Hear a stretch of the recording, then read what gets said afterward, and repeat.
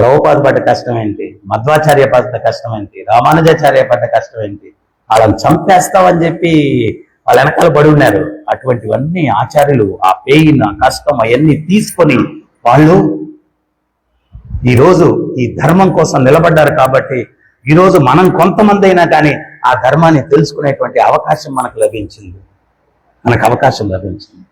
So అందుకని మనం ఏంటి అంటే ఆ భక్తియుక్త సేవలు అన్నటువంటివి ప్రీతితో మనం ఎప్పుడైతే చేస్తామో అప్పుడు భగవంతుడు బుద్ధిని ఇస్తాడు మనకు. ఆయన బుద్ధినిచ్చేంత వరకు తప్పించుకునే దానికి అవకాశం లేదు ఈ సంసార చక్రం నుంచి. ఆయనే ఇవ్వాల బుద్ధి, ఆయనే ఇవ్వాల శక్తి. ఎందువల్ల అంటే ప్రభుపాదుల వారు ఉపన్యాసంలో చెప్తారు, నువ్వు అణు ఆత్మ, ఎంత నీ స్వరూపం తెలుసా? వెంట్రుక కొన భాగంలో 10,000 వంతంట ఆత్మ యొక్క స్వరూపం. నువ్వు పోయి మాయాదేవి, దుర్గాదేవి, ఆమె త్రిశూలం పట్టుకుని ఉంది. ఆ త్రిశూలం దేనికి నిదర్శనం? సత్వరజస్తమో గుణాలు, వాటితోటి జీవుణ్ణి బంధించి ఉంది. ఆమెతో నువ్వు ఎక్కడ పోరాడతావు? అందుకనే గీతలో భగవంతుడు చెప్తున్నారు, దైవీయేచా గుణమయి మమ మాయా దురత్యయ. గుణాలతో కూడినటువంటి మాయాశక్తి నా శక్తి, నీ శక్తితో నువ్వు దాన్ని జయించలేవు. మామేవ ఏ ప్రపద్యంతే మాయామేతాం తరంతితే. నాకెప్పుడైతే శరణాగతి పొందుతావో అప్పుడు నువ్వు మాయను జయించగలవు. మామేవ ఏ ప్రపద్యంతే మాయామేతాం తరంతితే. ఆయనకి శరణాగతి, మాయాశక్తి కూడా ఆయన శక్తే. ఎవరామె? నారాయణి, భగవంతుడి స్వయాన సోదరి, చిన్నామె కాదు. నువ్వు అణు ఆత్మ. ఏదో చెప్తారు కదా, ఆ ముందు పోయి నేను అది ఇది అంటే హనుమంతుడి ముందు కుప్పిగంతులు వేసినట్టుంటుంది. నువ్వు ఎప్పుడు ఆమె నిన్ను గౌరవిస్తుంది, నిన్ను వదిలేస్తుంది అంటే కృష్ణ కవచం ధరించి ఉన్నంత వరకు, నీ మనసు కృష్ణ చైతన్యంతో నిండినంత వరకు, అప్పుడు నిన్న ఆమె వీడి వల్ల.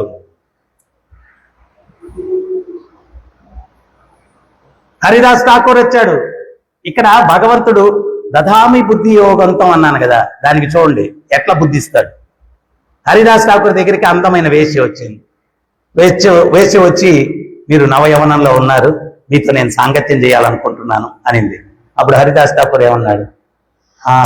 కొంచెం రోజులో చేయాల్సిన జపం ఉంది, అది అయిన తర్వాత మీతో సాంగత్యం చేస్తాను.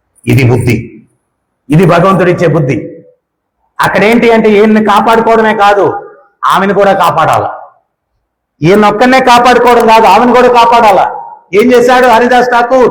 రోజంతా కూర్చొని హరే కృష్ణ హరే కృష్ణ కృష్ణ కృష్ణ హరే హరే హరే రామ హరే రామ రామ రామ హరే హరే. రోజు అయిపోయింది. అయిపోతే స్వామి రోజు అయిపోయింది కదా. అప్పుడు హరిదాస్ ఠాకూర్, ఇది బుద్ధి. మళ్ళా దదామి బుద్ధి యోగంతం, నేను బుద్ధినిస్తాను. మళ్ళీ హరిదాస్ ఠాకూర్ ఏమన్నాడు? రోజులో చేసే జపం అయిపోయింది, రాత్రి చేయాల్సిన జపం ఉందని. మళ్ళా రాత్రి హరే కృష్ణ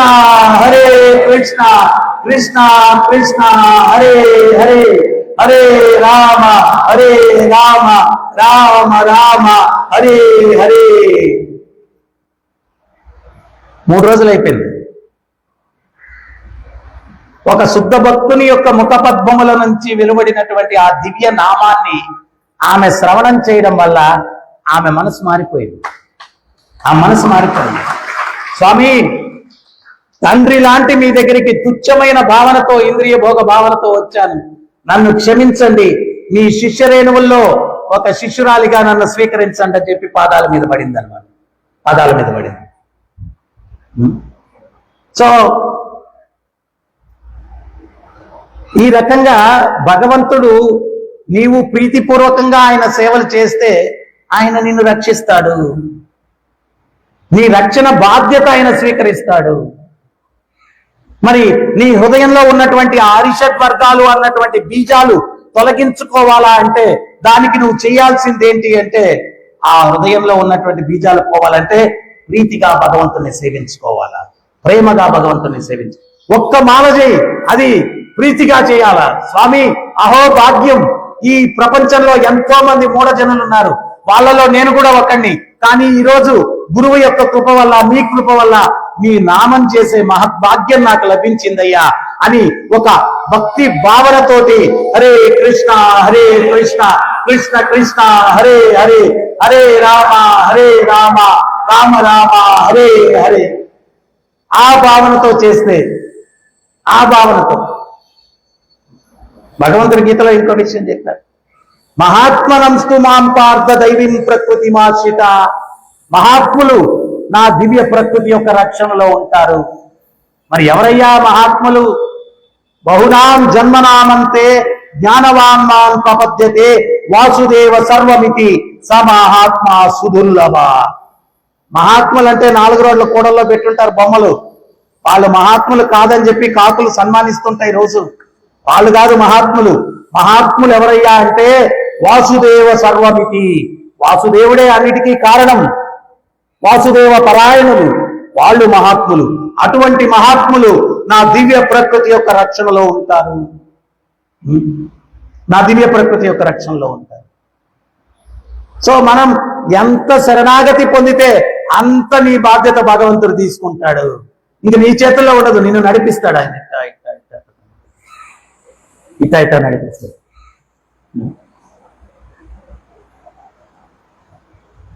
నాకు ఒక్కోసారి ఇవన్నీ కూడా చాలా ఇదిగా ఉంటుంది.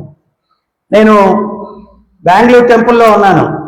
ఆ టెంపుల్ నిర్మాణం రోజు కళ్ళు అనమాట. ఆ మోడల్ గీసేటప్పుడు కూడా నేను, ఆయన టెంపుల్ ప్రెసిడెంట్, ఆర్టిస్ట్ దగ్గరికి వెళ్ళేవాళ్ళం. అప్పుడు పడింది బీజం ఈ టెంపుల్స్ మోడల్స్ తయారు చేయడం అనేది. దీనికి ఎవరు ఆర్కిటెక్ట్ లేరు, ఎవరు లేరు, మనమే అన్ని కూడా ఇవి. అప్పుడు అది అయిపోవాలా, ఇంకా భగవంతుని సేవించుకొని అక్కడ ఉండాలా, జీవితం ఇంకా అక్కడే కృష్ణ బలరాములు పాదపద్మాల దగ్గర అని ప్లానింగ్ అనమాట. ఏదో సంఘటన జరిగింది, అక్కడి నుంచి తిరుపతికి వచ్చాం. మళ్ళా అక్కడ ఆ మందిర నిర్మాణం, అది అక్కడేదో ఆ సంఘటన జరిగినప్పుడు అరే ఇది ఎందుకు జరిగింది ఇట్లాగా, ఏంది ఏదన్నా ఒక సంఘటన జరుగుతుందంటే ఆయన ప్లాన్ ఉంది, మన చేతుల్లో లేదు కదా. సో అక్కడి నుంచి హైదరాబాద్కి వెళ్ళారు. వెళ్ళేటప్పుడు దుఃఖం, అరే రాధా గోవిందులు ఇంక ఇక్కడ వదలకూడదు, ఇక్కడే ఉండాలనుకున్నాం, వెళ్ళిపోవాల్సిన పరిస్థితి వస్తుంది. కానీ నీ ఆలోచన అక్కడ ఒక్క దగ్గరే ఉండాలని నీ ఆలోచన. కానీ భగవంతుడికి హైదరాబాద్ లో ఏదో నువ్వు చేయాలా, అది ఆయన ఆలోచన. అందువల్ల అక్కడ ఏదో డిస్టర్బెన్స్ క్రియేట్ చేసి నేను హైదరాబాద్ పంపించాను. మళ్ళీ అక్కడంతా ఏర్పాట్లన్నీ చేసిన తర్వాత మళ్ళీ అక్కడేదో డిస్టర్బెన్స్ వచ్చి సరే రాజమండ్రికి రావాలా. రాజమండ్రి ఆ క్షణంలో అరే రాధా మదన మోహనుడు ఎట్లా ప్రభుపాదుల వారు కట్టిన గుడి, జీవితం ఇంకెక్కడే అనుకున్నాం కదా, ఇదేంటి కాదు.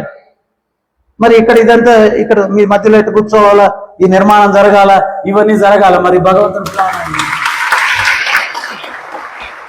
ఏది, ఎందుకు, ఎక్కడికి, ఎట్లా వెళ్ళాలా, మన చేతిలో ఏం లేదు.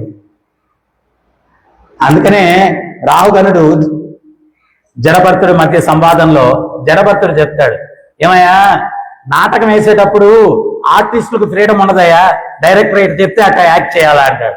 ఎవరయ్యా డైరెక్టర్ అంటే ఆ నల్లని వాడు ఆయన డైరెక్షన్ లో నడుస్తుంది అంతా కూడా. ఒక్కోసారి మనం అజ్ఞానంలో ఏది ఎందుకు ఇట్లా నడుస్తా ఉన్నారు అనుకుంటాం, కానీ వీ డోంట్ నో, మనకు తెలియదు. అంతా ఆయన చేతుల్లో ఉంది, ఏదో కార్యం నీతో చేయించుకోవాలా. అందుకని నీ ప్రయాణం, జీవితం అనే ప్రయాణంలో మలుపులు తిప్పుతూ ఉన్నాడు, అటు ఇటు ఇటు ఇటు ఇటు ఇటు, అంతా ఆయన చేతుల్లో ఉంది. అయితే ఒక్కటే మనం చేయాల్సింది ఏంటి అంటే శరణాగతి. ఆయన మనల్ని ఆయన సేవలో వినియోగించుకునేదానికి ఆయనకు ఫ్రీడమ్ ఇచ్చి ఆయనకి సరెండర్ అయిపోవాలి. ఆయన నిన్నెట్టు ఉపయోగించుకోండి. ఈరోజు ఇక్కడ, రేపు అక్కడ, ఇంకో దగ్గర నడుస్తుంది. ఆయన కొదిలి నాకు ఎట్టే కావాలని పట్టుకొని కూర్చోవద్దు. ఆయన ఎట్ట కావాలనుకుంటే అట్ట వదిలే ఆయన చేత. అప్పుడు నీ చేత చాలా చేయించుకుంటాడు ఆయన. నీ చేత చాలా. నేను బెంగళూరులోనే అనుకున్నాను, నేను ఇంకా అక్కడి నుంచి కదలను, నేను ఇక్కడే ఉంటాను అని చెప్పి అనుకొని ఉంటే తిరుపతి మందిర నిర్మాణంలో దొరికిన సేవాభాగ్యం, హైదరాబాద్లో దొరికిన సేవాభాగ్యం, రాజమండ్రిలో దొరికిన సేవాభాగ్యం, అనంతపూర్లో దొరికిన సేవాభాగ్యం, గుంటూరులో దొరికిన సేవాభాగ్యం, ఇవన్నీ కోల్పోయి ఉండేవాడిని. ఇవన్నీ కోల్పోయి ఉండేవాడు. సో ఆయనకి సరెండర్ అయిపోయి ఆయన నిన్ను ప్రభుపాదుల వారు beginning of this organization establish చేయడానికి ముందు ఆయన రాసిన ఆ ఒక్క ఉత్తరంలో ఉంది ఏంటి, ఎట్లా శరణాగతి పొందాలా. ఆయనకు హార్ట్ అటాక్ వచ్చింది నౌకాయానం చేస్తూ ఉంటే. అప్పుడు డైరీలో ఏం రాసుకున్నారు ప్రభుపాదుల వారు, నాకు ఏ అర్హత లేదు స్వామి, నీ నామాన్ని ప్రచారం చేయాలన్నటువంటి ఒకే ఒక్క అర్హత నాకుంది, నీ చేతిలో నేను ఆట బొమ్మను, నన్ను ఎట్లా ఆడించుకుంటావో ఆడించుకోవయ్యా. బ్రహ్మాండంగా ఆడించుకున్నాడు, ప్రపంచాన్ని ఊపేశాడు ప్రభుపాదుల వారు. యువతంతా కూడా సంకీర్తనలో, ఆ ఆనందంలో, ఆనంద సాగరంలో వాళ్ళు పడి దొల్లారనమాట. అందరూ కూడా అద్భుతం ప్రపంచాన్ని ఊపేశారు ప్రభుపాదుల వారు. శాన్ ఫ్రాన్సిస్కోలో మొట్టమొదటి రథయాత్ర చేస్తే, ఆ రథయాత్ర తర్వాత ప్రభుపాదుల వారు చెప్తారు, కృష్ణ చైతన్యం అన్నటువంటిది సహజమైనటువంటి స్వరూపం, జీవుని యొక్క స్వరూపం. 8 గంటల సేపు రథయాత్ర జరిగింది. ఎవరైనా సినిమాలో కూడా ఎంత పెద్ద నైపుణ్యం అన్న హీరో కూడా నటించాలంటే 10 నిమిషాల తర్వాత కట్, మళ్ళా టేక్ ఉంటుంది. కానీ వీళ్ళు నటించలేదు. 8 గంటలు కీర్తన, హరే కృష్ణ కృష్ణ కృష్ణ హరే హరే, హరే రామ రామ రామ హరే హరే.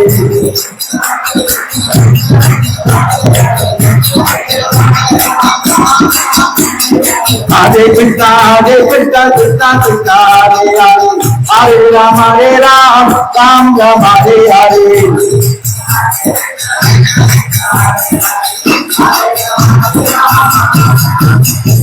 హరే కృష్ణ కృష్ణ కృష్ణ హరే హరే, హరే రామ రామ రామ హరే హరే.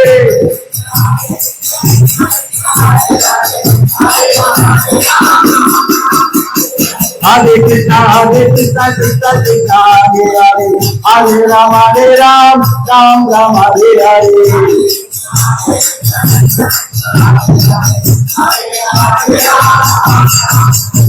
హరే కృష్ణ కృష్ణ కృష్ణ హరే హరే, హరే రామ రామ హరే హరే.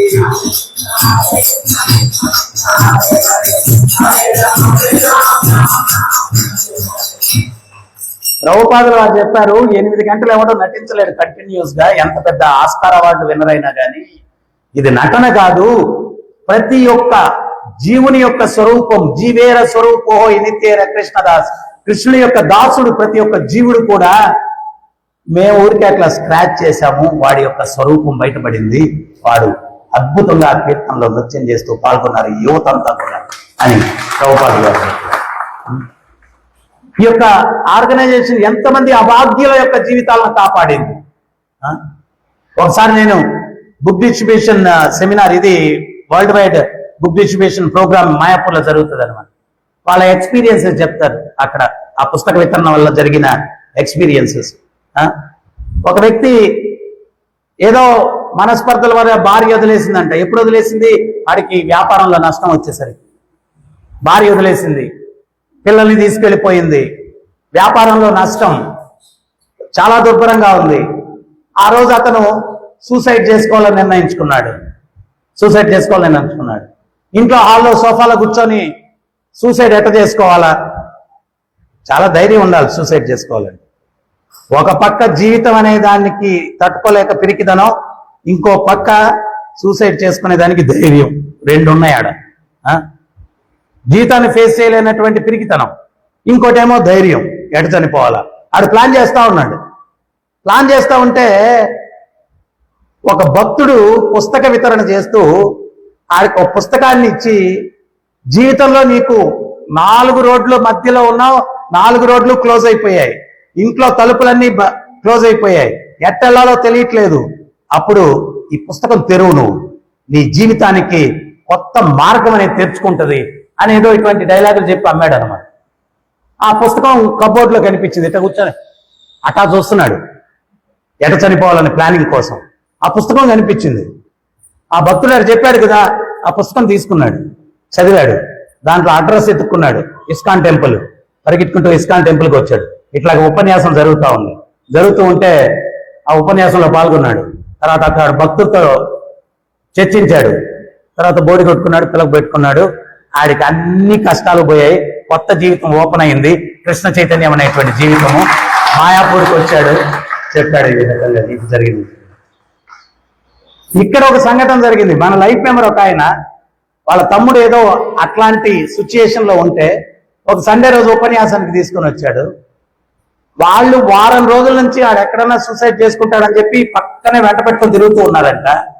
అతను ఉపన్యాసానికి వచ్చి ఇక్కడ ప్రవచనం అయిన తర్వాత ఆ రోజు నేను అవంతి బ్రాహ్మణుడు కథ గురించి చెప్పాను. జీవితంలో ఎన్నెన్నో అవమానాలు ఇవన్నీ కూడా ఎదుర్కొని అతను ఎట్లా దాన్ని పాజిటివ్ గా తీసుకున్నాడు, ఎట్లా నిలదొక్కున్నాడు ఆ గురించి చర్చిస్తే, అది అయిన తర్వాత నేను వెళ్ళిపోతూ ఉంటే వాళ్ళ బ్రదర్ని తీసుకొని వచ్చి అతను చెప్పాడు అనమాట, మా బ్రదర్ కూడా ఇట్లాంటి సిచ్యుయేషన్ లో ఉన్నది, ఈ రోజు ప్రవచనం వల్ల అతను థాట్ మార్చుకున్నాడు, పోరాడతానని చెప్పి అన్నాడు. జీవితంలో పోరాడతానన్నాడు. జీవితం ఎంతో మంది అభాగ్యులకి జీవితం ఇచ్చినటువంటి సంస్థ ప్రభుపాదుల వారు. ఆయన తప్పించిందంతా ఏంటి అంటే, ఈ యొక్క ఎడారి జీవితంలో మన సంస్థ అన్నటువంటిది నీటి బుగ్గ లాంటిది, ఓయాసిస్ లాంటిది అనమాట. ఓయాసిస్ లాంటిది. ఎడారిలో నీళ్లు దొరకకపోతే ఎంత ఇబ్బందో ఆ నీటి బుగ్గ కనిపించగానే వాడికి ప్రాణం లేసి వస్తుంది. ఈ యొక్క ప్రాపంచిక జీవితంలో దుఃఖాలు పడేటువంటి ప్రతి ఒక్క వ్యక్తికి కూడా ఆ నీటి బుగ్గ ఎడారిలో కనిపించినట్టుగా ఇస్కాన్ టెంపుల్ అనేది మనం గుర్తించాలి. ఇక్కడికి వస్తే జీవితం యొక్క విలువ ఏంటో తెలుస్తుంది, జీవిత పరమార్థం ఏంటో తెలుస్తుంది, జీవిత గమ్యం ఏంటో తెలుస్తుంది, మన నిజమైన ప్రేమికుడు ఎవరో తెలుస్తుంది. మనం ఈ పిచ్చి ప్రపంచంలో రకరకాల వ్యక్తుల్ని ప్రేమించి మోసపోయి ఆయన అందరూ దేవదాసులు అనమాట. నా జీవితంలో వాడు మోసం చేసేవాడు, వీడు మోసం చేయడు. ఒరే ఇక్కడ ఉండేది మోసం చేసే వాళ్ళే ఉంటారా నాయన, అర్థం చేసుకో. మోసం చేయనాడు ఒక్కడే. ఆ ఒక్కడెవరు అంటే ఆ కృష్ణుడు, కృష్ణ కనయ్య. మన నిజమైన ప్రేమికుడు, నిజమైన తండ్రి, నిజమైన బంధువు ఆ ఒక్కడే కృష్ణుడు. ఆ కృష్ణుడికి శరణాగతి పొందితే నీ అసంతృప్తులన్నీ సంతృప్తిగా మారుతాయి, హిప్పీలందరూ హ్యాపీలు అయిపోతారు, ఆనందంగా జీవితం ఉంటుంది. మరి మనం ఏం చేయాలి? చైతన్య మహాప్రభు చెప్పారు, యారే దేకే తారే కహే కృష్ణ ఉపదేశ్. ఎవరిని కలిసినా ఎవరితో మాట్లాడినా కృష్ణ యొక్క ఉపదేశం చెప్పాలి, కృష్ణ గురించి చెప్పాలి, కృష్ణ గురించి చెప్పాలి. నేను ఒక్కడికన్నా ఈరోజు కృష్ణ గురించి చెప్పకపోతే ఈ జీవితం ఈరోజు పూర్ణత్వం లేదు. ఒక్కడికన్నా చెప్పాలి, ఒక్కడికన్నా చెప్పాలి. మరి ఎవరన్నా ఒక అబ్బాయి అమ్మాయిని ప్రేమించాడు, ఏం చేస్తాడు? 24 గంటలు వాడి మెడిటేషన్ అంట. ఆమెను ఎట్లా ప్లీజ్ చేయాలా, ఎటువంటి కళ్ళజోడు పెట్టుకోవాలా, ఎటువంటి చొక్కా వేసుకోవాలా, ఎటువంటి అవుట్ఫిట్ ఉండాలా, బైక్లో వెళ్ళాలన్నా అద్దెకన్నా వేరే వాడిని అడుక్కొని బైక్ తీసుకెళ్లాలన్నా ఆమెను ప్లీజ్ చేయడానికి ఎంత ఆమెను ఇష్టపడుతున్నాడు. అందుకని వాడి మెడిటేషన్ అంతా ఎట్లా ఆమెను ప్లీజ్ చేయాలి, ఎట్లా ఆమెను ప్లీజ్ చేయాలి. మరి నిజంగానూ కృష్ణుని ప్రేమిస్తే ఆయన ఎట్లా ప్లీజ్ చేయాలా, నీ మెడిటేషన్ ఒక రోజంతా అదే ఉండాలా? సింపుల్. నిజంగా నువ్వు ఆయన ప్రేమిస్తే మరి భగవంతుడు ఏం చెప్పాడు? నాకెవరు ప్రీతివంతులు, నాకెవరు ప్రీతిపంతులు? భగవంతుడు గీతలో చెప్తున్నాడు, ఎయిదం పరమం గుహ్యం మద్భక్తే స్వవిదాచతి భక్తి మయీ పరాతత్వం మమే వైస సంశయ. ఈ పరమ రహస్యాన్ని ఇతరులకు ఎవరైతే బోధిస్తున్నాడో వాడు నాకు మిక్కిలి ప్రీతిపాత్రుడు, తప్పక నన్ను వాడు చేరుకుంటాడు. ఇది భగవంతునికి ప్రీతికరమైనటువంటి, ఇది భగవంతునికి ప్రీతికరమైనటువంటి. సో మనం ఏంటి అంటే ఆయనకి ప్రీతికరమైనది చేయాలి, ప్రచారం చేయాలి, చెప్పాలా, హరే కృష్ణ మంత్రం గురించి చెప్పాలా, యొక్క ధర్మానికి నియమాల గురించి చెప్పాలా, తర్వాత భగవద్గీతలో ఉన్న గొప్పతనం గురించి చెప్పాలి, అని చెప్పాలి. సో అందువల్ల డివోటీస్ ఏంటి అంటే చైతన్య మహాప్రభు 2 విషయాలు చెప్తారు. నీవు సాధన గీదన ఇవన్నీ పర్ఫెక్ట్ గా చేసుకుంటూ నీ జన్మ నువ్వు సార్థకం చేసుకో. సో అంతటితో ఆగకూడదు. జన్మ సార్థక కరే కరో పరోపకారం, ఇతరులకు కూడా ఉపకారం చేయాలి. ఏంటి ఆ ఉపకారం? మనం చేసే ఉపకారం ఏం లేదు, మనం ఎవరిని కాపాడలేము, ఎవరిని ఏం చేయలేము. కాపాడే వ్యక్తిని చూపించాలి. ఏ కృష్ణ కరుణా సింధో దీనబంధో జగత్పతే గోపేశ గోపికా కాంత రాధా కాంత నమోస్తుతే. దీనులందరికీ బంధువు ఎవరు అంటే ఆ కృష్ణుడు. ఒక దీనుడు ఇంకో దీనుడిని కాపాడేదేం లేదు. సో అందువల్ల ఆయనకి శరణాగతి పొందే మార్గాన్ని చూపించాలి, అది చాలా ఇంపార్టెంట్. సో అందువల్ల అంటే డివోటీస్ ఆ దృక్పథంతో మనం వర్కౌట్ చేస్తే ఈ వాసుదేవ కుటుంబంలో సభ్యుల్ని పెంచవచ్చు, దీన్ని వ్యాప్తి చెందించవచ్చు. నగరాది గ్రామం, ప్రతి నగరంలో, ప్రతి గ్రామంలో, మీ చుట్టుపక్కల గ్రామాల్లో ప్లాన్ చేయండి, విలేజ్ ప్రోగ్రామ్స్ ప్లాన్ చేయండి, వెళ్దాం, నగర సంకీర్తన చేద్దాం, అక్కడ ప్రవచనం చేద్దాం, పుస్తకాలు వితరణ చేస్తాం, ప్రసాదం డిస్ట్రిబ్యూట్ చేస్తాం, వారానికి ఒక 2 ప్రోగ్రామ్స్ అరేంజ్ చేయండి, వెళ్దాం, వీధుల్లోకి వెళ్దాం. మహాప్రభు ఏం చెప్పాడు, హరిదాస్కి ఏం చెప్పాడు, నిత్యానంద మహాప్రభుకి ఏం చెప్పాడు, సునో సునో నిత్యానంద, సునో సునో హరిదాస్. మీరు నా మాట వినండి, వెళ్ళండి, నామాన్ని ప్రచారం చేయండి, నామాన్ని ప్రచారం చేయండి. ప్రభుపాదుల వారు 70 సంవత్సరాల వయసులో ఎవరన్నా వచ్చి ఆయన ఏదైనా దేశానికి పిలిస్తే ఆయన ఈఫిల్ టవర్ చూడొచ్చా, లేకపోతే ఇంకోటి చూడొచ్చు, ఇవన్నీ ఏం అడగలేదు.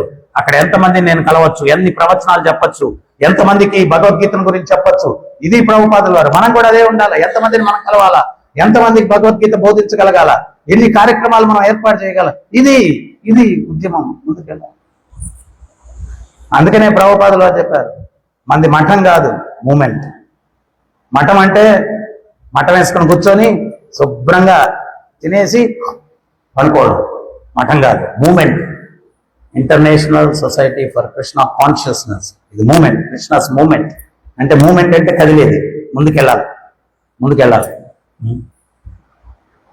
సో కొంతమంది ప్రభువులు ఉన్నారు, మహారాజులు ఉన్నారు. భక్తి తీర్థస్వామి అని ఒక ఆయన ఉండేవాడు. ఆయన రోజుకి 2000 ఏమో పుస్తకాలు వితరణ చేసేవాడు. ఆయన ఆ రోజు కానీ అనుకున్న టార్గెట్ చేయకపోతే ఆ రోజు ప్రసాదం తినేవాళ్ళు కాదు. ఇట్లంతా వాళ్ళు తప్పించి, ఈరోజు మీకు విషయం తెలుసా, యూరోప్ ఖండం అంతా కూడా ఇస్కాన్ పుస్తకాలు ప్రతి ఇంట్లో కూడా 2 సెట్లు ఉన్నాయంట. అంత ప్రచారం చేశారు యూరోప్ అంతా. ప్రతి ఇంట్లో 2 సెట్స్ ఉన్నాయి ప్రభుపాదుల పుస్తకాలు, అంత ప్రచారం చేశారు. కొన్ని కంట్రీస్, జర్మనీ అక్కడంతా కమ్యూనిస్ట్, పుస్తకాలు స్మగ్లింగ్ చేశారు, ప్రాణాలకు తెగించి పట్టుబడితే జైళ్లలో పెట్టేవాళ్ళు వాళ్ళని. అంత కష్టమైనటువంటి పరిస్థితి. ఒకసారి ఇంకో భక్తుడు చెప్తూ ఉన్నాడు మాయాపూర్లో, ఆయన ఒకరోజు బార్ అండ్ రెస్టారెంట్ ముందు నిలబడుకొని పుస్తకాలు వితరణ చేస్తున్నాడు. వెనకాల బార్ అండ్ రెస్టారెంట్ ఉన్నాడు. ఒకడు ఫుల్ తాగేసి వచ్చేసాడు. వాడేదో ఫెనాటిక్ అనమాట, అంటే ఏదో మత ఛాందసుడు. ఈ భక్తుడిని చూడగానే ఆడేం చేశాడంటే మెడెట్ పట్టేసుకొని, ఇక్కడ మీరు ప్రచారం చేస్తారని చెప్పి జోబులోంచి గన్ తీసి నోట్లో పెట్టాడు. గన్ తీసి. అటువంటి పరిస్థితులు. ఆ భక్తుడు చెప్తున్నాడు, నేను ప్రభు నాకు ఇంకా వేరే ఆప్షన్ లేదు, జస్ట్ నరసింహదేవ్ నరసింహదేవ్ నరసింహదేవ్ అనుకున్నాను. మరి వాడికి ఏం భగవంతుడు హృదయంలో ప్రేరణ కల్పించాడో మళ్ళా వాడు శాంతించి నన్ను నెట్టేసామని వెళ్ళిపోయాడు. వాడు తాగేస్తున్నాడు, ఏం లేదు, ఒక్క ట్రిగర్ నొక్కేస్తే అయిపోయింది, ఫినిష్. సో ఇటువంటి సిచ్యుయేషన్స్ లో కూడా భక్తులు ప్రచారం చేసి ఈరోజు కృష్ణ చైతన్య ఉద్యమాన్ని ప్రపంచ వ్యాప్తంగా వ్యాప్తి చెందిస్తూ ఉన్నారనమాట. ఇక్కడ మనకెవడో తుపాకేం పెట్టడు కదా, మనమే అంత భయపడాల్సిన అవసరం లేదు. కానీ మనలో కలగాలి, అది మనలో తపన కలగాలి, తీసుకెళ్ళాలి, దీన్ని తీసుకెళ్ళాలి. అందరు భక్తులు ఆలోచన ఏంటి అంటే ఎట్లా ఈ ఉద్యమాన్ని మనం పబ్లిక్ లోకి తీసుకెళ్ళాలి, ఇది ఉండాలి. కానీ నాకేంటి, నీకేం జరగదు. నేను ఇందాక చెప్పాను కదా, మనం అనుకున్నది ఏం జరగదు. నన్ను గిరగిర నాకు మురారి అని మంగళగిరిలో ఉన్నాడు. ఒకరోజు వస్తున్న డివోటీతో చెప్తున్నాడు, ఆంధ్ర మ్యాప్ తీసుకొని ఒక పెన్ను తీసుకొని పిచ్చికెట్లు గీసేస్తే ఆ గీతలంతా కూడా ప్రభు తిరిగిన రూట్లు అయ్యండి అండి. సో అట్లా తిరిగేసాం ఈ 30 సంవత్సరాలు. చిన్న విలేజ్లు ఎక్కడెక్కడో ప్రచారాలు చేసాం. తర్వాత మీ వంతు ఇప్పుడు మొదలు పెట్టండి. స్కై ఇస్ ద లిమిట్, ఆకాశమై హద్దు. ప్రచారం జరగాల. Village programmes, house programmes. మొన్న ఒక హౌస్కి వెళ్ళాం, ఎంత బాగా జరిగింది. కొత్త వాళ్ళు చాలా మంది వచ్చారు, విన్నారు వాళ్ళందరూ కూడా. సో అట్లాగా హౌస్ ప్రోగ్రామ్స్, తర్వాత విలేజ్ ప్రోగ్రామ్స్ మనం చేసి ఎందువల్లంటే వాళ్ళు మన దగ్గరకు వస్తారు అంటే జరగదు కలియుగంలో. నేను చెప్తున్నా కదా, లాస్ట్ ప్రయారిటీ భక్తి అనేటువంటిది. వాళ్ళంతటా వాళ్ళు రారు. మొన్న సంక్రాంతి రోజు జోక్ చెప్పాను నేను. ఒక ఫ్యామిలీని ఇంకో ఫ్యామిలీ అడుగుతుంది, ఏంట్రా గుడికి వచ్చావన్నారు. సినిమాకి టికెట్లు దేనికి దొరకలేదు రా అందుకొని వచ్చామన్నాడు. సో అది పరిస్థితి. మనం వెళ్ళాలా పబ్లిక్ లోకి, మనం వెళ్ళాలి. వాళ్ళు వస్తారు, నేను ఇటు కూర్చుంటే వచ్చి గురువుగారు భగవద్గీత ఏంటి గురువుగారు అని వాళ్ళు వచ్చి అడుక్కుంటారు. ఆ రోజుల్లో ఇంతకు ముందు శిష్యులు గురువుల వెనకాల పరిగెత్తేవాడు, ఇప్పుడు శిష్యుల వెనకాల గురువులు పరిగెత్తేవాళ్ళ. పరిస్థితి మారిపోయింది కలియుగం. మనం వెళ్ళాలా, ప్రతి ఇల్లు తలుపు తట్టాలా, నామం చేయమని. నిత్యానంద మహాప్రభు, హరిదాస్ ఠాకూర్ వాళ్ళు ఎట్లా ప్రతి గృహస్థుడి ఇంటికి వెళ్ళారు, సాష్టాంగ నమస్కారం చేశారు. మాకు భిక్ష కావాలంటే వాళ్ళు ఏదో ధాన్యమో పండ్లో తెస్తే, ఇది కాదు మాకు కావాల్సింది, మీరు హరినామం చెప్పించండి, అది మాకు కావాల్సిన భిక్ష, మానవ జన్మ చాలా విలువైనటువంటిది అని చెప్పి బ్రతిమాలారు. సో అందువల్ల భగవంతునికి ప్రీతికరమైనటువంటిది మనం చేయాలా. ఆ ప్రాసెస్ లో ఏమవుతుంది అంటే, ఆ భక్తి సేవలో మనం నిమగ్నమైతే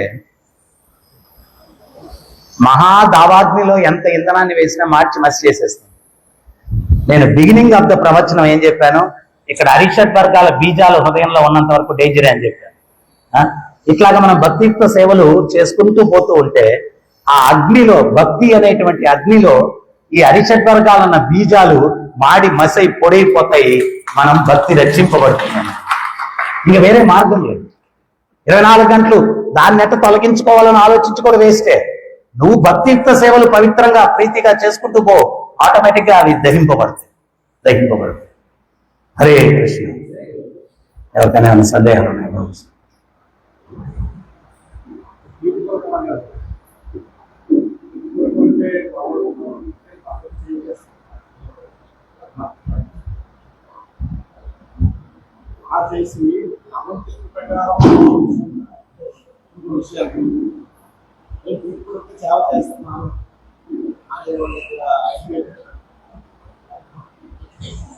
ఇప్పుడు ప్రశ్న ఏంటి అంటే, ప్రీతిపూర్వకంగా భగవంతుడికి సేవ చేయాలని చెప్పి అంటున్నారు.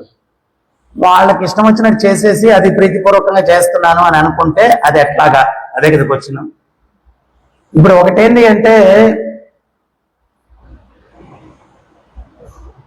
ప్రతి ఒక్కరూ you are the best judge for your own self. ఇక్కడ ఏంటి అంటే, మనల్ని మనం వంచుకోకూడదు.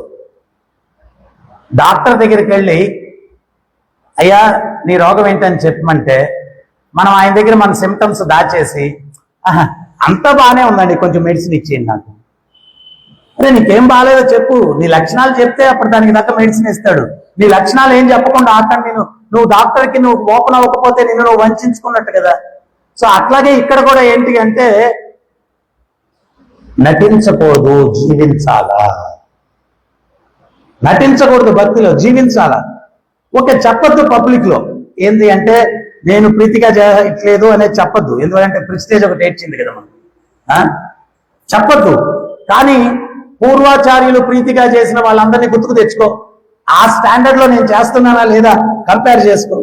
ఆ మహానుభావులందరూ కూడా ఆధ్యాత్మిక జగత్తును వదిలేసి ఈ కుళ్ళు ప్రపంచానికి ఎందుకు వచ్చారనుకుంటున్నారు?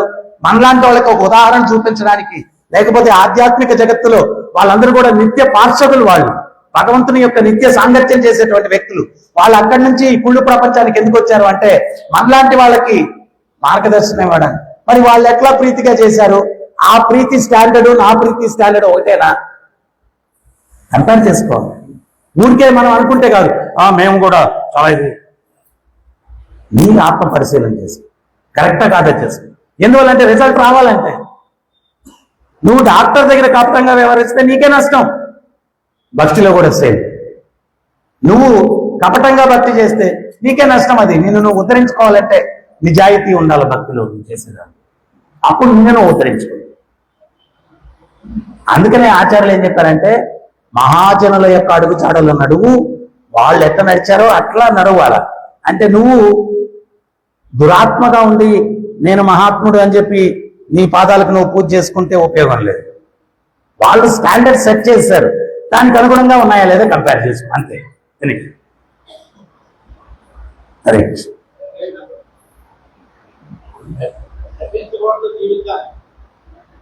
నకలోనే జీవిస్తారు. కలియుగంలో డాక్టర్ దగ్గర మన ఓపెన్ అవ్వకుండా టెస్ట్ ద్వారా బయటకు వస్తారా? మన దాకా బయటకు కూడా బయటకు వచ్చేది. ఇప్పుడు ఒక ఇల్లు కాలిపోతా ఉంది, దాంట్లో కూర్చొని ఉన్నాం. ఎట్ట బయటపడాలా అని ఆలోచించాలి. లోపల కూర్చొని రసనాయితో పోసి తగలు పెట్టాడా, పెట్రోల్ పోసి తగలు పెట్టాడా, అగ్గిపుల్లా లేకపోతే లైటరా? ఎవరు నష్టపోతాడు? ఎక్కడ మార్గం ఉందో అక్కడి నుంచి బయట దూకేయడానికి ప్రయత్నించాలి ఫస్ట్. ఈ భౌతిక జీవితం అన్నటువంటిది ఒక తగలబడిపోయేటువంటి ఒక ఇల్లు లాంటిది. ఇది దీంట్లో ప్రతి ఒక్కరం కూర్చొని ఉన్నాం. ఇక్కడ మనం నటించుకుంటూ కూర్చుంటే కాలి బూడిదైపోతాం. అంటే తగలబడిపోవడం అంటే ఒక రోజు గడిచిపోతుంది అంటే ఒక రోజు తగలబడిపోయింది నీ జీవితంలో. గతించిన కాలం తిరిగి మళ్ళా రాదు, దాన్ని మళ్ళా పొందలేం. ఇప్పుడు నాకు 50 సంవత్సరాలు 25 సంవత్సరాలు వెనక్కి నేను వెళ్ళాలంటే కుదరదు. గతించిన అందుకనే ఆచార్యులు చెప్తారు, ఎవడైనా మనిషి నిజమైన తెలియగలవాడు అంటే కాలం యొక్క విలువ తెలుసుకోవాలి వాడు. ఈ తగలబోయేటువంటి దీంట్లో కూర్చొని నేను నటనలో జీవిస్తాను, జీవించడంలో నటిస్తాను, అది ఇది అంటే లాస్ట్కి బొమ్మ పడిపోద్దురా నాయన, నీకు మాలేసేస్తారా, అయిపోద్దురా జీవితం. వద్దు, ఎక్కడన్నా నటించు, ఎక్కడన్నా చేయి, ఇక్కడ మాత్రం వద్దు, ఇక్కడ మాత్రం వద్దు. నిన్ను నువ్వు ఉద్ధరించుకోవాలి. చివరిగా ఏంటి అంటే ప్రభుపాదుల వారు ఆయన అంత బోధన చేసి ఒక్కటి చెప్పారు, those who wants to help them self God will help them. ఎవరు వాళ్ళని కాపాడుకోవాలనుకుంటారో వాళ్ళని భగవంతుడు కాపాడతాడు. ఇంత విన్న తర్వాత ప్రభు ఆస్కార్ నాదే ప్రభు అంటే తీసుకోను. ఇంత చెప్పిన తర్వాత కూడా నేను ఆస్కార్ అవార్డీ లిస్ట్ లో నేను ఉన్నానంటే ఓకే, నటించుకో. నటించే కదా ఇంత దాకా తెచ్చుకొని ఏడుస్తున్నాను. ఇంకా దేనికి మళ్ళా నటన, లేకపోతే ఎప్పుడో వెళ్ళిపోయి ఉండేవాళ్ళం. నటించి తెచ్చుకున్నాను కదా.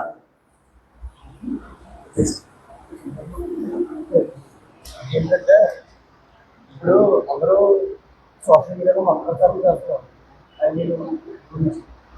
కానీ వేరే వాళ్ళు చూసేస్తున్నారు. కానీ వేరే మత వాళ్ళు మన వాళ్ళందరూ గుర్తున్నారు చేసే వాళ్ళు కోరికల కోసము దేవుడు మనకి తెలుస్తాడు, మనకి వాళ్ళు ఎవరికి చెప్పట్లేదు. దేవుడు అంటారు ఏదన్నా తీసి చెప్తే వేరే వాళ్ళు తీసుకోవాలి, వాళ్ళు ఇప్పుడు రకరకాల సంప్రదాయాలు సైకులు ఎలా ఇప్పుడు సంథింగ్ ప్రవచనాలు కొంతమంది చూస్తున్నాను.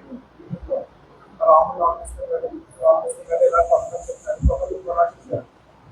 మన వాళ్ళందరూ మంచి చేయబడతారు రకరకాల. అంటే వాళ్ళు ఏం చేయాలో సైడ్లో ఒక పరంపర ఇంకా మల్టిప్రసాద్ చేసినప్పుడు వేరే కూడా తీసుకొచ్చి ఎక్కువ, కానీ మన వాళ్ళని ఎడ్యుకేట్ చేయాలని అందరూ చూడలేదు. వాళ్ళు మాట్లాడాలి ట్రై చేస్తారు. నేను కూడా 5 years లో చెప్పాలి. నేను ఫస్ట్ భాగవతం, మహాభారతం, ఇంకా రామాయణం మన ఈ అసలు ఇంకా తెలుసుకోవాలా లేకపోతే చెప్పాలా అని చేయాలి. ఇప్పుడు ఒకటి ఏంటి అంటే భౌతిక జగత్తులో హైతవ ధర్మం పేరుతో మోసం ఉంటుందని శాస్త్రాల్లోనే ఉంది. తర్వాత పరంపర లేకుండా రకరకాలు మాట్లాడే వాళ్ళు ఉంటారు. ఎవరైతే మోసగింపబడాలా అనేటువంటి ఆలోచనలో ఉంటారో వాళ్ళకి మోసగించేవాడు ఒకడు ఉంటాడు. మోసగించేవాడు లేకపోతే వీడు మోసగింపబడ్డు. మీరు కొంతమందికి ఎంతైనా కృష్ణ చైతన్యం ప్యూర్గా చెప్పండి, వాడు తీసుకోడు దీన్ని. వాడికి సోమవారం పూజ చేస్తే మంగళవారానికి లాటరీ తగులుతుందని చెప్తేనే వెళ్తాడు అక్కడికి. సో అది చెప్పడానికి ఒకడు ఉంటాడు. సో మనం ఏంటి అంటే దీంట్లో సత్యం ఉందని తెలుసుకున్న తర్వాత దీన్ని నేనెంత పాటిస్తూ ఉన్నాను, మరి ఇవన్నీ జరుగుతున్నాయి కదా, నేనెంత దాన్ని ఇతరులకు చెప్తున్నాను అని మనం తప్పించి ప్రయత్నం చేయడం. అంతేగాని వాళ్ళ గురించి మీరు వెళ్ళి వాళ్ళకి ఎంత చెప్పినా కానీ వాళ్ళు ఒకటే, నేను ఎదుటోని తిడితే నాకు వ్యూవర్స్ ఎక్కువ పెరుగుతారు, లేకపోతే దాని నుంచి ఇంకేదన్నా వాళ్ళ ఎజెండా ప్రకారం వాళ్ళు వెళ్తున్నారు. మనకే ఏ ఎజెండా లేకుండా మనం కూర్చొని ఉన్నాం. మనకు కూడా ఒక ఎజెండా పెట్టుకుంటే అటువంటి అమాయకులందరినీ, బాధపడే వాళ్ళందరినీ కాపాడాలంటే నేను ఉత్సాహంగా ముందుకెళ్ళి ప్రచారం చేయాలని మనం ఒక ఎజెండా పెట్టుకోవాలి. వాళ్ళు ఒక ఎజెండాతో పనిచేస్తున్నారు కాబట్టి వాళ్ళని ఎవరు మార్చలేరు. ఎందువల్లంటే ప్రభుపాదులు వారు చెప్తారు, నిద్రపోయే వాడిని లేపచ్చు కానీ నటించే వాడిని లేపలేమంటారు. నటిస్తుంటాడు నిద్రపోయినట్టు, వాడిని తడితే వాడు అంటుంటాడు. నిజంగా నిద్రపోయేవాడు అతనంగానే అంట లేచేస్తాడు.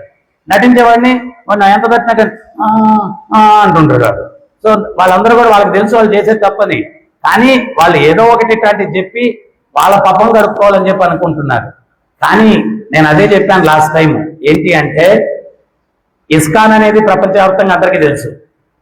ఇస్కాన్ ద్వారా కృష్ణతత్వం ప్రచారం చేస్తామని తెలుసు, కానీ ఇస్కాన్ని స్థాపించిన వాళ్ళు ఎవరు అనేది తెలియదు ప్రపంచానికి. మనకి ఇక్కడ వచ్చే వాళ్ళకి తెలుసు, కానీ ఎవరైనా కానీ ప్రభుపాద్ అనే పేరు పబ్లిక్ లో ఎక్కువ వినుంటాం. కారణం ఏంటి అంటే ప్రభుపాద్ తన్ని ఫేమస్ చేసుకోవాలని ప్రయత్నం చేయాల, కృష్ణుడిని ఫేమస్ చేయాలని ప్రయత్నం చేశాడు. అది నిజమైనటువంటి ఆచార్యులు ఉండే లక్షణం, అదనమాట. సో అటువంటి ఓన్లీ కృష్ణుడే నా ఎజెండా అనేటువంటి చెప్పిన ఆచార్యుడు, ఆయన అడుగుజాడల్లో మనం నడిచి ఆయన చేసిన విధానంలో మనం వెళ్ళాలి. వీళ్ళ గురించి మనం ఆలోచించాల్సిన అవసరం లేదు. వాళ్ళు అది చేస్తున్నారు, ఇది చేస్తున్నారు. ఇప్పుడు సూపర్ మార్కెట్లో 20 రూపాయల బియ్యం ఉంటుంది కేజీ, 40 రూపాయల బియ్యం ఉంటుంది, 60 రూపాయల బియ్యం ఉంటుంది, 150 రూపాయల కేజీ బియ్యం ఉంటుంది, 200 బియ్యం ఉంటుంది. 200 బియ్యం మేలిం బియ్యం అంటాడు, బెస్ట్ క్వాలిటీ. అప్పుడు మనం వాడిని అడగచ్చు, మరి మేలిం బియ్యం 200 అయితే మేలిందే పెట్టవచ్చు కదా, ఇవి కిందవన్నీ ఎందుకు పెట్టారు అని అడగచ్చు. వాడేమంటాడంటే నీకు 200 కేజీ కొనే కెపాసిటీ ఉండొచ్చు, కానీ ఒకటికి 20 రూపాయల కెపాసిటీనే ఉంటుంది, వాడి కోసం పెట్టాను అంటాడు. సో మోసపోయే వాళ్ళు ఉండాలా, మోసగించే వాళ్ళు ఉండాలా, ఈ వెరైటీలు అన్నీ ఉండాలి. కాబట్టి వజ్రం లాంటి కృష్ణ చైతన్యము ఉంది, మోసపోవడానికి వాళ్ళ మోసపూరిత భావన కోసం 20 రూపాయల తత్వం కూడా ఉంది, 10 రూపాయల తత్వం ఉంది. అసలు తత్వం కానిదే ఉంది మార్కెట్లో, కానీ దాన్ని కొనేవాడు ఉన్నాడు, అందుకని ఉన్నారు వాళ్ళందరూ కూడా. దాని గురించి మనం ఆలోచిస్తే మనకు బతికిపోతారు. దాన్ని కొనేవాడు ఉన్నాడు, వదిలేయి. లేదు 200 క్వాలిటీ అదే పెట్టాలి నువ్వు అంటే, 20 రూపాయల కూడా ఉన్నాడు, ఏం చేస్తాం మనం? మార్కెట్లో ఉన్నారు. బీడీ బాబా కూడా ఫాలోవర్స్ ఉండాలా. బీడీ బాబా బీడీ తాగి ఆ యాష్ నీళ్ళలో చల్లుతాడు అనమాట, అది తాగేస్తే కోటీశ్వరుడు అయిపోతాడు. మరి వాడు ఉండాలా, వాడికి ఫాలోవర్స్ ఉండాలి. ఆ ఫాలోవర్స్ చేసి వచ్చిన కర్మ ఏంటి అంటే బీడీ బాబానే గురువు వాళ్ళకి, అది చేసుకొని వచ్చారు కర్మ. అందుకని భగవంతుడు బీడీ బాబాని పెట్టాడు వాడికి గురువుగా. వాళ్ళిద్దరూ ఉండాలి, వాళ్ళు ఒకరినొకరు విడదీయలేరు. వాళ్ళని చాలా తీవ్రమైన బంధం వాళ్ళది. మనం ఎవరో మధ్యలో దూరామంటే మనల్ని కాలుస్తాడు వాడికి. సో అవన్నీ వదిలేయాలి మనం. సత్యం మనం తెలుసుకున్నాం, దీన్ని నేను ఎంత పాటిస్తున్నానో ఇతరులకు ఎంత బోధిస్తాను, దాని మీద కాన్సన్ట్రేషన్ పెట్టండి. అప్పుడు 10 మందిని మార్చగలిగితే అటువంటి బాధితుల నుంచి కాపాడిన వాళ్ళం అవుతాం. హరే కృష్ణ.